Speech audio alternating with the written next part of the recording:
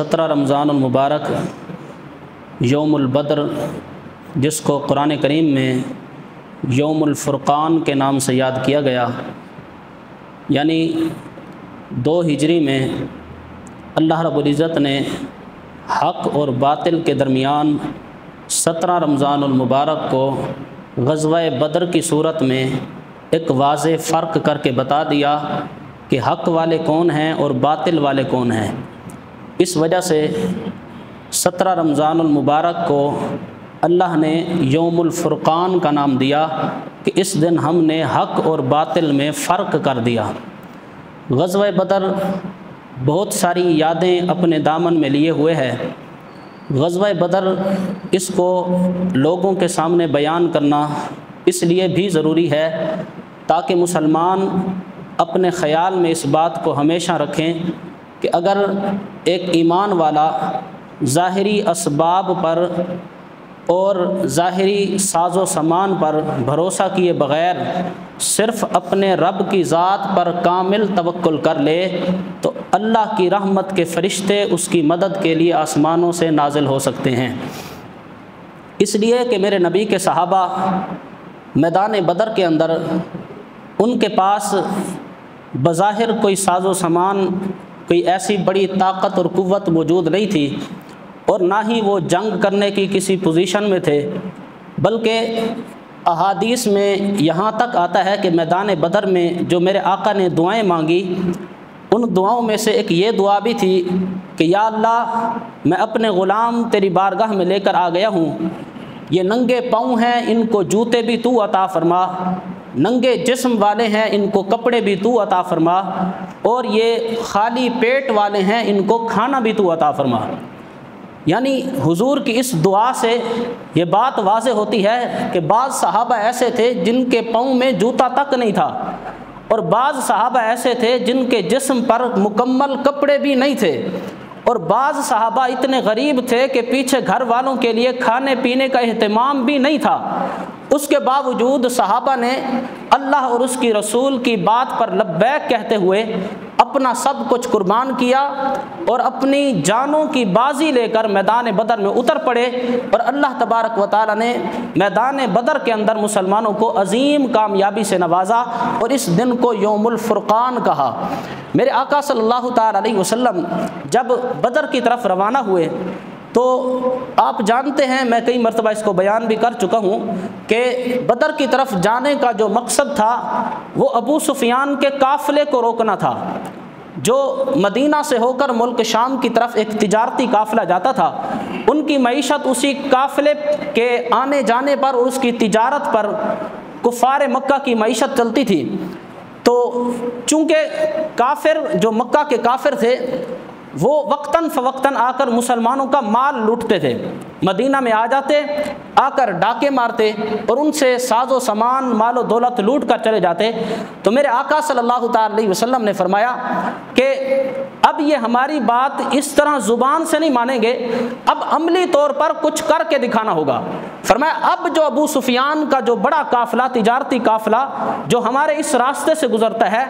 اب کی بار جب گزرے گا تو ہم اس کا راہ روکیں گے، اس کو روکیں گے تاکہ ان کو خبر ہو جائے کہ ایمان والوں کے پاس اب اتنی قوت اور طاقت موجود ہے کہ وہ تمہاری معیشت کو تباہ کرنا چاہیں تو کر سکتے ہیں۔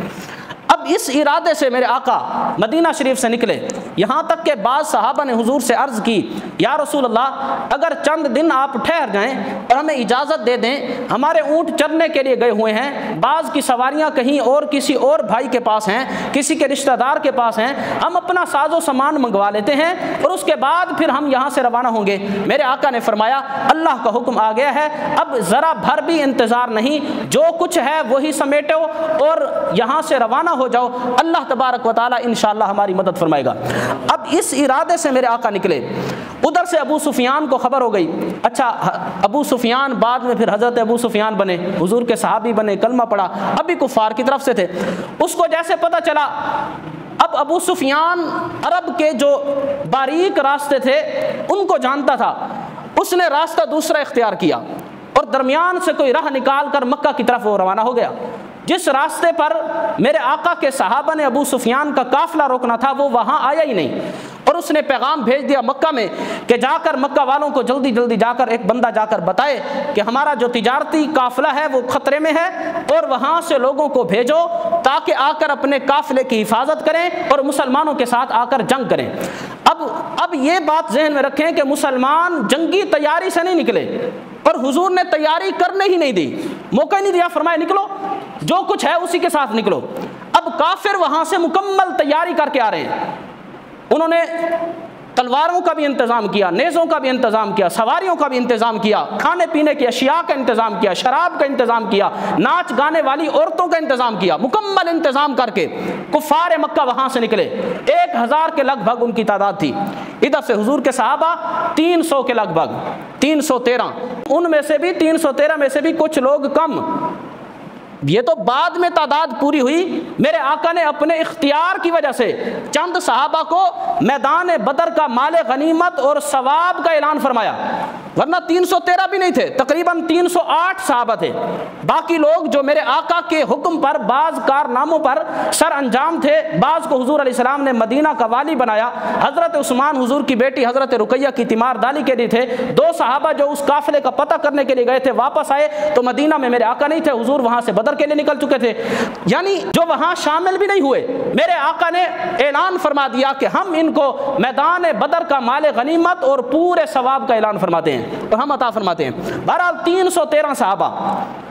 بظاہر کچھ نہیں ہے، چند گھوڑے، چند تلواریں، چند اونٹ، کھانے پینے کی چیزیں بھی نہیں۔ میرے آقا صلی اللہ تعالی علیہ وسلم جب پہنچے، ابھی راستے میں تھے، پتہ چلا کہ ابو سفیان کا قافلہ دوسری طرف سے نکل گیا، تو حضور علیہ الصلوۃ والسلام نے اب صحابہ سے مشورہ کیا، اور میرے آقا نے فرمایا کہ ابھی جبرائیل آئے تھے، اور جبرائیل امین نے آ کر مجھے خوشخبری سنائی ہے کہ اللہ تبارک و تعالی آپ کو 2 چیزوں میں سے ایک کی فتح عطا فرماتا ہے اور ایک کی خوشخبری دیتا ہے۔ اگر آپ چاہو تو اللہ تمہیں قافلے تک پہنچا دے، وہ جو ابو سفیان کا قافلہ ہے اس تک پہنچا دے، مال غنیمت حاصل ہو جائے، اگر آپ چاہو تو کفار مکہ سے جنگ کرو۔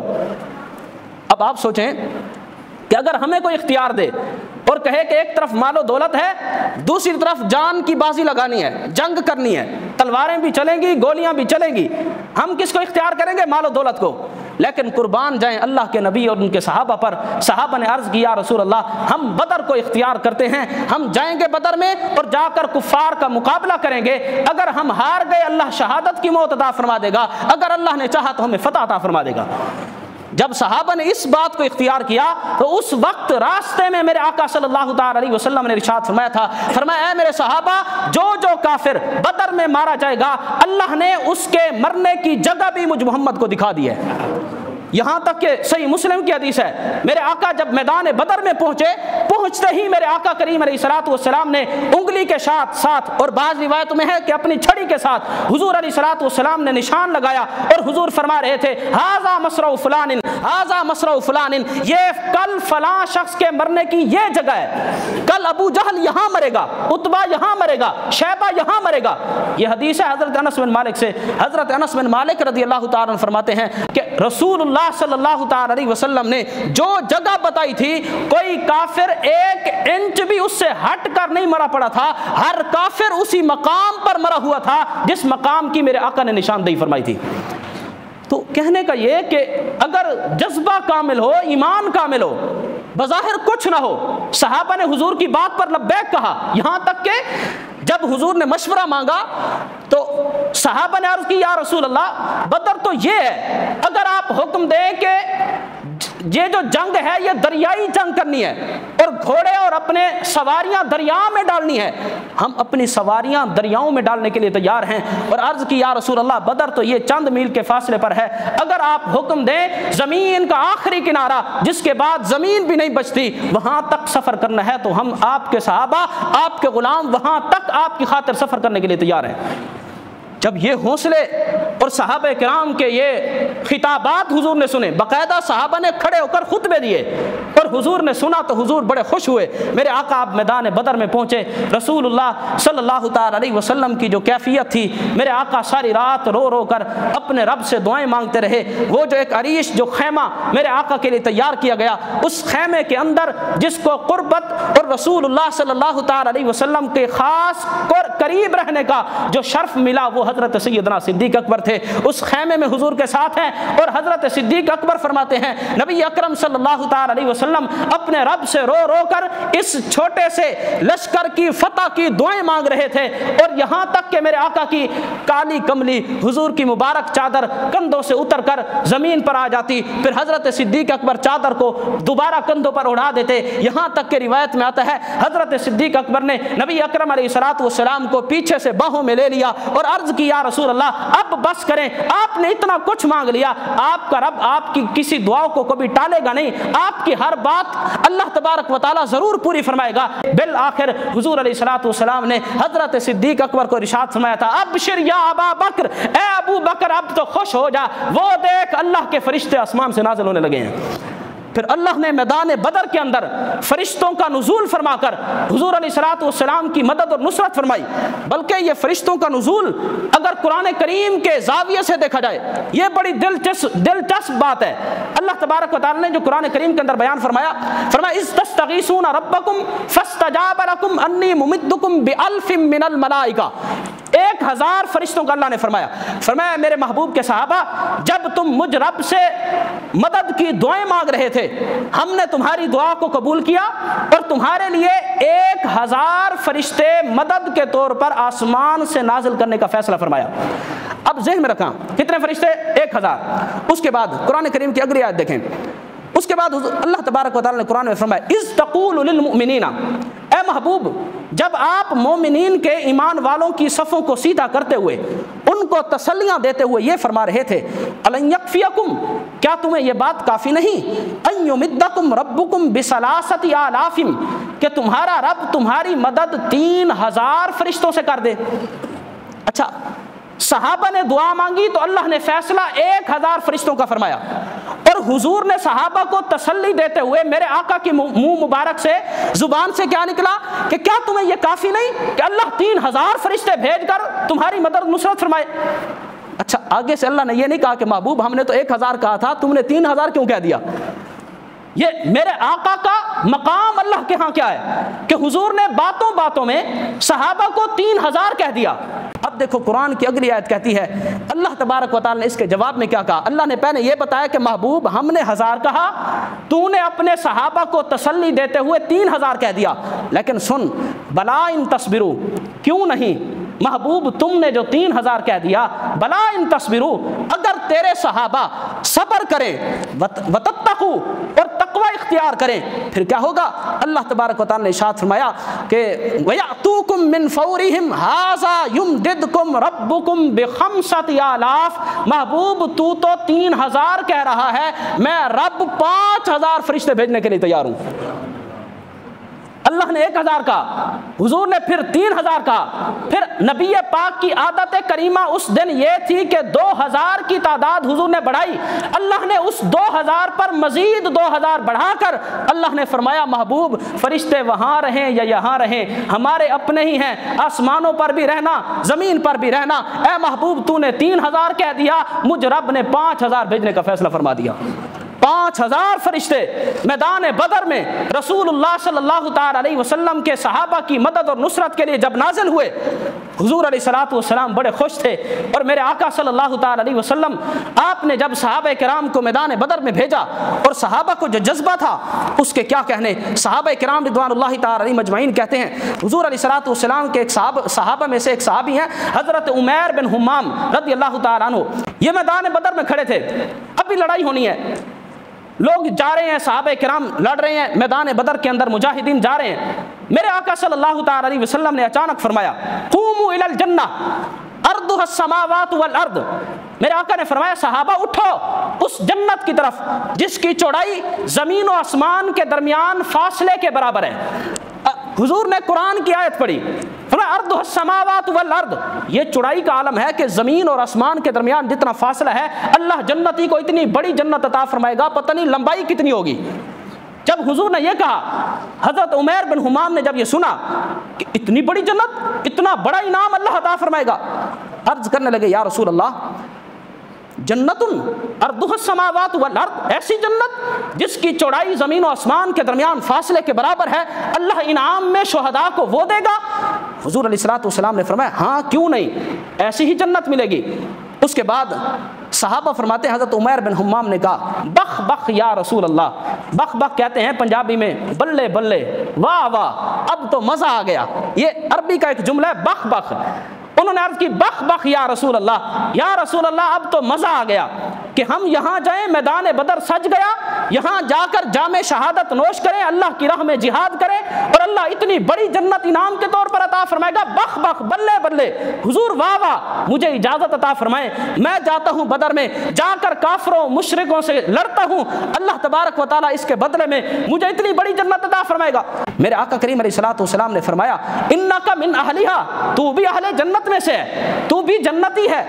اس کے بعد صحابہ فرماتے ہیں وہ دیہاتی صحابی حضرت عمیر جب انہوں نے یہ سنا کہ میں جنتی بھی ہوں اور جنت اتنی بڑی اور اس شہادت کے بدلے میں اللہ دے گا، یعنی سارے موقع ساری راہیں ہموار ہیں، اب خوشی خوشی میں ان کے پاس ایک تھیلا تھا جس میں کھجوریں تھی، نکال کر کھجوریں کھانے لگے، کھجوریں کھاتے ہوئے پھر کہنے لگے اگر میں اتنی دیر زندہ رہوں کہ ان کھجوروں کو ختم کر کے پھر جام شہادت نوش کروں یہ تو بڑے گھاٹے کا سودا ہے، کھجوریں یہیں پھینکتا ہوں، اب یہاں دنیا کی 2 نمبر کھجوریں کیا کھانی، جنت کی کھجوریں جا کر کھاؤں گا۔ اب یہ صحابی اور ان کا جذبہ دیکھو، کہا کہ لئن حییت حتی آکل تمراتی ھذہ انہا لحیات طویلۃ، اگر یہ میں کھجوریں ختم کر کے پھر جا کر شہادت کا رتبہ پاؤں یہ تو بڑی لمبی زندگی ہے، میں کیوں کھاؤں، اب تو جنت کے کھانے تیار ہوں گے، حضور کی زبان نے کہہ دیا کہ تو جنتی ہے۔ صحابہ فرماتے ہیں اس کے بعد فرما بما کان معہ من التمر، وہ جو کھجوروں کا تھیلا تھا وہیں پھینکا۔ حضرت عمیر بن حمام رضی اللہ تعالیٰ عنہ ثم قاتل، جا کر میدان بدر میں کفار کے خلاف جا کر انہوں نے جہاد کیا اور اللہ تبارک و تعالیٰ نے ان کو میدان بدر کے اندر شہادت کا رتبہ عطا فرما دیا۔ تو کہنے کا یہ کہ صحابہ کرام کا جو جذبہ تھا میدان بدر کے اندر اس کا کوئی مقابلہ نہیں کیا جا سکتا۔ صحابہ جس جذبے سے لڑے، ان کے پاس بظاہر ساز و سامان بھی نہیں، لیکن صحابہ کرام رضوان اللہ تعالی مجمعین فرماتے ہیں ہم اللہ کے رسول کی اس تسلی پر میدان بدر میں اتر پڑے کہ اللہ کے فرشتے میدان بدر میں آئے ہوئے ہیں۔ اس کے بعد کیا ہوا، صحابہ فرماتے ہیں ہم جب بدر میں گئے تو ایک وقت تو ایسا بھی آیا کہ ہم جاتے تھے میدان بدر کے اندر، جا کر دیکھتے کہ ایک مسلمان کسی کافر کا تعاقب کر رہا ہے، اس کے پیچھے بھاگ رہا ہے، تو میدان بدر کے اندر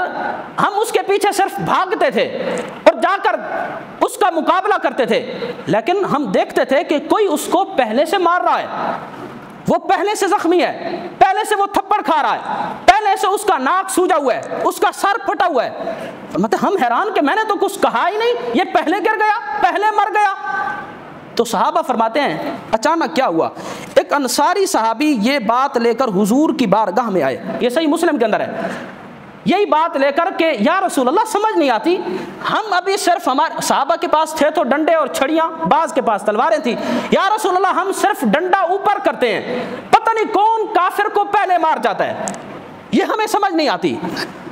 فجال انصاری، ایک انصاری حضور کی بارگاہ میں آیا، فحدث بذلک رسول اللہ صلی اللہ علیہ وسلم، اس نے آ کر یہ سارا معاملہ اللہ کے رسول کو بتایا، یا رسول اللہ آج عجیب منظر ہے، ہم صرف جاتے ہیں اور کوئی کافروں کو پہلے مار جاتا ہے، کسی کا سر پھٹا ہوا ہے، کسی کا ناک پھٹا ہوا ہے، کوئی پہلے مرا پڑا ہے، پتہ نہیں کون مار رہا ہے۔ جب صحابی نے آ کر یہ ساری بات سنائی تو میرے آقا نے کیا ارشاد فرمایا، فرمایا صدقتا، تو سچا ہے، تو ٹھیک کہتا ہے، واقعی ایسا معاملہ ہو رہا ہے، لیکن حضور علیہ الصلوۃ والسلام نے فرمایا ذالک من مدد السماء الثالثہ، یہ اللہ نے تیسرے آسمان کی مدد نازل فرمائی ہے۔ حضور نے فرشتے بھی بتا دیے کہ ان کی رہائش کہاں ہے، یہ کہاں رہتے ہیں، یہ تیسرے آسمان سے نازل ہو کر اے میرے صحابہ اللہ کے فرشتے تمہاری مدد کے لیے میدان بدر میں آئے ہوئے ہیں۔ اچھا میدان بدر میں نا شیطان بھی آیا تھا سراقہ بن مالک کی صورت میں، روایت میں آتا ہے کہ ابلیس آیا سراقہ بن مالک کی صورت میں، آ کر کہنے لگا کافروں کو تسلیاں دینے کے لیے کہنے لگا لا غالب لکم اليوم من الناس، یہ قرآن کی آیت ہے، اس نے یہ پڑھی، اس نے کہا لا غالب لکم اليوم من الناس، اے کافرو، اے مشرکو، آج کے دن تم پر کوئی غالب نہیں آ سکتا، یعنی وہاں صرف 300 ہیں، سامان بھی نہیں ہے، کپڑے بھی نہیں ہے، پاؤں میں جوتا بھی نہیں ہے، تلواریں بھی نہیں ہیں، کچھ بھی نہیں ہے، تم 1000 ہو، تمہارے پاس سارا ساز و سامان موجود ہے۔ شیطان آ کر کہنے لگا آج تمہارے اوپر کوئی بھی غالب نہیں آ سکتا، وَإِنِّي جَارٌ لَكُمْ، پریشان نہ ہو، میں بھی تمہارے ساتھ ساتھ ہوں، میں بھی تمہارے ساتھ چلوں گا۔ جب کافر مکہ سے چلنے لگے، اچھا اس کے بعد کیا ہوا؟ شیطان کافروں کے ساتھ آ گیا، فَخَرَجُوا وَالشَّيْطَانُ جَارٌ لَهُمْ، شیطان ساتھ ساتھ آیا۔ میدان بدر میں جب پہنچے، اب ادھر سے میرے آقا کی دعائیں جاری تھیں، میدان بدر میں شیطان پہنچا کافروں کے ساتھ، اور حضور یہاں دعائیں فرما رہے ہیں۔ جب شیطان نے اللہ کے فرشتوں کو آسمان سے نازل ہوتے دیکھا، اس وقت اب شیطان نے کیا کہا؟ شیطان کہنے لگا وَرَأَى عَدُوُّ اللَّهِ جُنْدَ اللَّهِ، جب اللہ کے دشمن نے اللہ کا لشکر دیکھا، یعنی فرشتوں کو آسمان سے نازل ہوتے دیکھا۔ اب ہر انسان عام بندہ تو نہیں دیکھ سکتا، لیکن شیطان جو فرشتوں میں رہ چکا ہے وہ ان کی طاقتیں بھی جانتا ہے، ان کے شب و روز جانتا ہے کہ ان کے پاس کیسی کیسی طاقتیں ہیں۔ ایک فرشتہ، اس کے پر کی ایک نوک بنی اسرائیل کی پوری بستی پلٹنے کے لیے کافی ہوتی تھی، اور میدان بدر میں تو 5000 فرشتے آ چکے ہیں۔ شیطان تو جانتا ہے۔ اب شیطان نے جب یہ بات دیکھی، قد نازلت من السماء، اللہ کا لشکر آسمان سے نازل ہو رہا ہے، فرّا ونکص علی عقبیہ، شیطان اب پیچھے آہستہ آہستہ پیچھے ہٹنے لگا، لشکر سے پیچھے ہٹا اور بھاگ پڑا۔ اب کافر پیچھے سے بولے فقالوا الی این یا سراقہ، کافروں نے کہا کہ اے سراقہ، کیونکہ وہ سراقہ کی شکل میں آیا ہوا تھا، کہنے لگا کہ اے سراقہ تو بڑے وعدے کرتا تھا کہ میں تمہارے ساتھ ہوں، آج میں تمہیں چھوڑ کر نہیں جاؤں گا، کہاں بھاگ رہا ہے؟ جب شیطان کو کافروں نے یہ کہا تو سنو شیطان نے کہا، کیا کہا؟ فقال انی اری ما لا ترون، شیطان نے کہا اے بے وقوفو، جو کچھ میں دیکھ رہا ہوں تم نہیں دیکھ رہے، اللہ کا لشکر آسمان سے نازل ہو چکا، یہ تو تمہاری تباہی پھیر دے گا، یہاں سے بھاگنا ہے تو بھاگ جاؤ، میں دیکھ رہا ہوں۔ اللہ نے رسول اللہ کے صحابہ کی مدد کے لیے آسمان سے فرشتوں کو نزول فرما دیا ہے۔ یہ تھا میدان بدر کے اندر اللہ نے کیسی مدد اور نصرت فرمائی۔ اچھا ایک روایت بڑی پیاری ملتی ہے کہ بعض وہ لوگ جو کافروں کی طرف سے میدان بدر میں آئے ہوئے تھے، بعد میں انہوں نے کلمہ پڑھا اور مسلمان ہو گئے، صحابی بن گئے، ان کی کچھ باتیں جو کافروں نے فرشتوں کے کارنامے دیکھے تھے نا، انہوں نے پھر بعد میں بتائے کہ ہمارے ساتھ اس دن کیا بنی۔ ان میں سے ایک صحابی جو بعد میں صحابی بنے، حضرت صائب بن حبیش، یہ حضرت صائب بن ابی حبیش رضی اللہ تعالیٰ عنہ بعد میں صحابی بنے، لیکن بدر والے دن یہ حضرت صائب سین کے ساتھ یہ کافروں کی طرف سے آئے ہوئے تھے۔ یہ فرماتے ہیں کہ میں جب بدر میں تھا تو کیا ہوا کہ اچانک مجھے کسی نے باندھ دیا، جب کافروں نے شکست کھائی اور کافر بھاگ رہے تھے، اب مسلمان ان کو قیدی بنا رہے تھے، ان کو باندھ رہے تھے، تو حضرت صاحب فرماتے ہیں مجھے کسی انسان نے قیدی نہیں بنایا، یہ بدر کے قیدیوں میں سے تھے، یہ فرماتے ہیں مجھے کسی انسان نے قیدی نہیں بنایا، بلکہ کیا فرماتے ہیں واللہ ما اسرنی احد من الناس، لوگوں میں سے کسی نے مجھے قیدی نہیں بنایا، بلکہ پھر صحابہ نے پوچھا بھئی تجھے پھر کس نے قیدی بنایا، تو بدر کے قیدیوں میں سے ہے، تجھے پھر باندھ کر کون لایا تھا؟ انہوں نے پھر اپنی کہانی سنائی، انہوں نے کہا کہ فیدرکنی رجل ابیض طویل علی فرس، میں نے دیکھا کہ ایک لمبے قد والا، ایک سفید رنگت والا ایک شخص ہے اور گھوڑے کے اوپر سوار ہے، اور گھوڑا کیسا ہے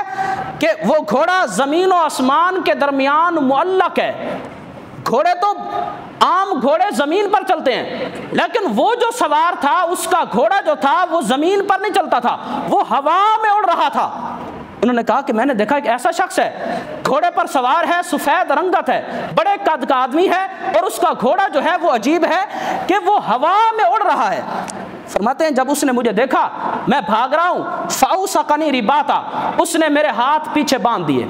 مجھے باندھ کر بدر کے میدان میں پھینک دیا۔ اب میں بندھا ہوا پڑا ہوں، کافر سارے بھاگ رہے ہیں، مسلمان ان کے پیچھے ہیں۔ اب کیا ہوا؟ فرماتے ہیں وجاء عبد الرحمن بن عوف، حضرت عبد الرحمن بن عوف آئے، آ کر عبد الرحمن بن عوف نے دیکھا کہ میں بندھا ہوا پڑا ہوں۔ عبد الرحمن بن عوف حیران ہوئے کہ اس کو باندھ کر کس نے پھینک دیا،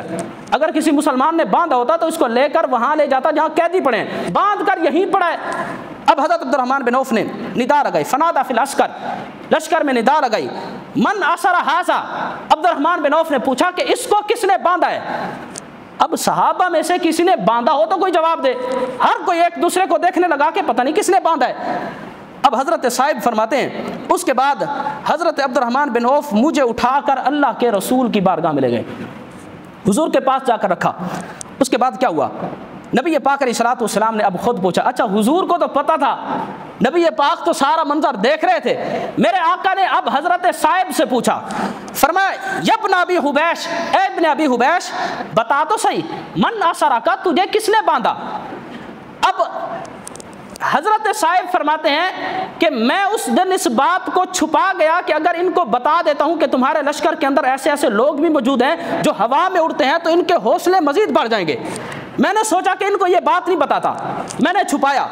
میں نے فقلت لا اعرف، میں نے کہا مجھے نہیں پتا مجھے کس نے باندھا، وکریہت ان اخبرہ بالذی رأیت، میں نے اس بات کو پسند نہیں کیا کہ جو کچھ منظر میں نے دیکھا ہے میں اللہ کے نبی کو بھی بتاؤں، ورنہ یہ مزید اب ان کے حوصلے بڑھ جائیں گے کہ ہمارے لشکر میں ایسے لوگ بھی موجود ہیں۔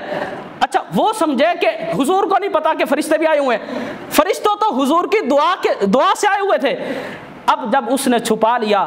دیکھو میرے غیب دان نبی نے کیا ارشاد فرمایا، حضور علیہ الصلوۃ والسلام نے فرمایا تو نہیں بتاتا تو ہمیں تو پتہ ہے، سن اسرک ملکم من الملائکہ، میں اللہ کا نبی جانتا ہوں تجھے اللہ کے فرشتوں میں سے ایک فرشتے نے باندھا ہے۔ تو میدان بدر کے اندر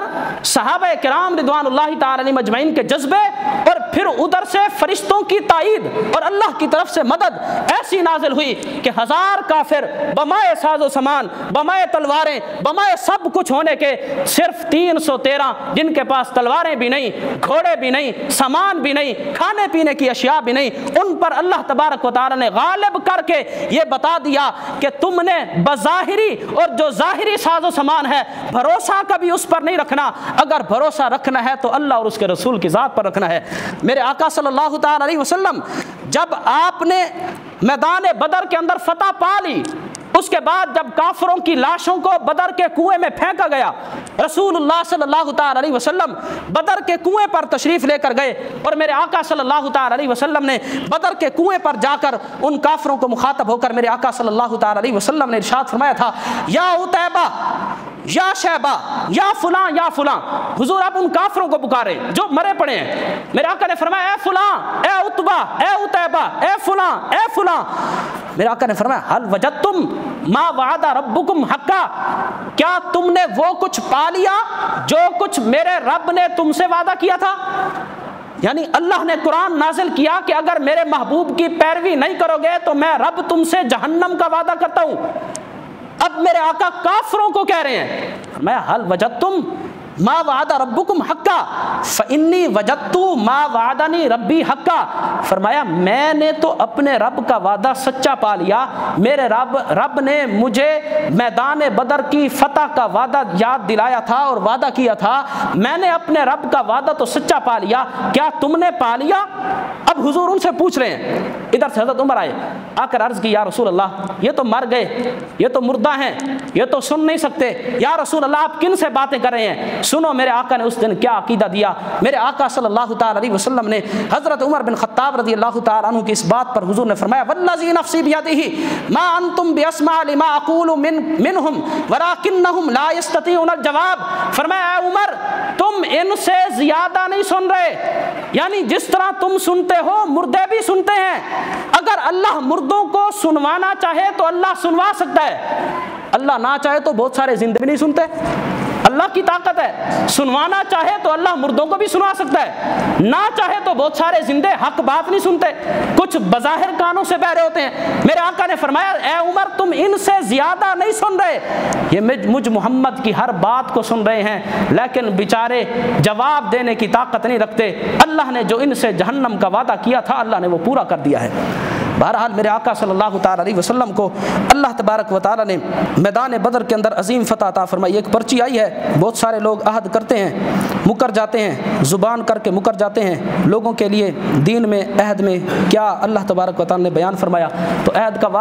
واضح طور پر قرآن کریم کے اندر موجود ہے، اوفو بالعہد، وعدوں کو پورا کرو۔ اگر کسی نے کسی کے ساتھ وعدہ کیا ہوا ہے اور وعدہ وہ شرعی ہے تو اس کو پورا کرنا اس کے لیے واجب ہے، اگر نہیں کرے گا تو قرآن کی مخالفت کر رہا ہے، قرآن کی مخالفت کرنا گناہ کبیرہ ہے۔ تو قرآن کریم کے اندر واضح طور پر موجود ہے۔ اگر کسی نے کسی کے ساتھ زیادتی کی ہوئی ہے، رمضان المبارک کا عظیم مہینہ ہے، ماہ رمضان المقدس کے اندر اللہ تبارک و تعالیٰ بہت سارے گناہ گاروں کی بخشش اور مغفرت فرماتا ہے، تو کسی نے کسی سے وعدہ کیا ہوا ہے تو اس کو پورا کر دیں اور اللہ تبارک و تعالیٰ سے معافی مانگیں، توبہ کریں۔ اللہ تبارک و تعالیٰ ہم سب کو وعدے پورے کرنے کی توفیق عطا فرمائے۔